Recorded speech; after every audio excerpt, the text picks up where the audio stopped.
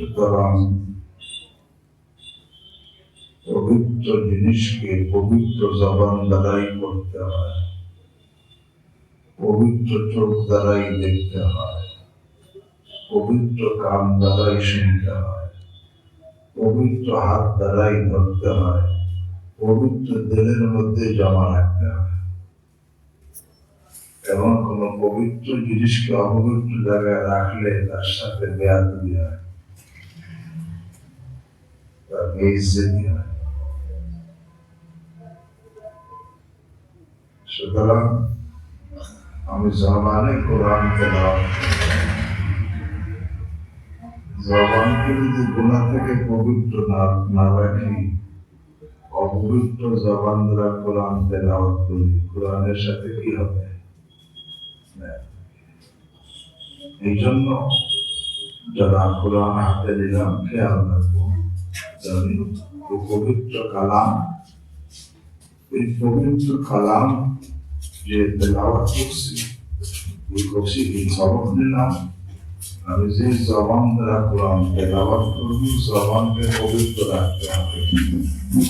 সেই যে চোখ দ্বারা কোরআনে কারিম দেখবো, সেই চোখকে পবিত্র রাখতে হবে। যেই কান দ্বারা কোরআনে কারিম শুনবো, সেই কানকে পবিত্র রাখতে হবে। যে হাত দ্বারা কোরআনে কারিম ধরবো, সে হাতকে পবিত্র রাখতে হবে।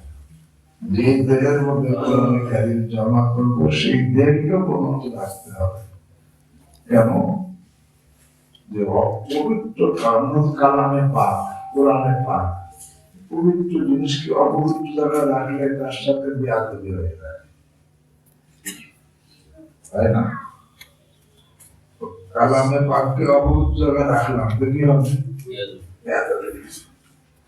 এই জন্য আমি যে জবান দ্বারা কোরআন তেলাওয়াত করবো, যেই চোখ দ্বারা কোরআনে কারিম দেখবো, যেই দৃষ্টি কোরআনের উপর ফেলবো, যেই কানে কোরআন শুনবো, যে হাতে কোরআন স্পর্শ করবো, যেই দিলে কোরআন জমা রাখবো, এই সব অঙ্গকে গুনাহের নাপাকি থেকে পবিত্র রাখতে হবে।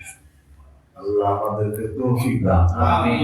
তাহলে কোরআনের নূর আল্লাহ আমাদেরকে দান করবে।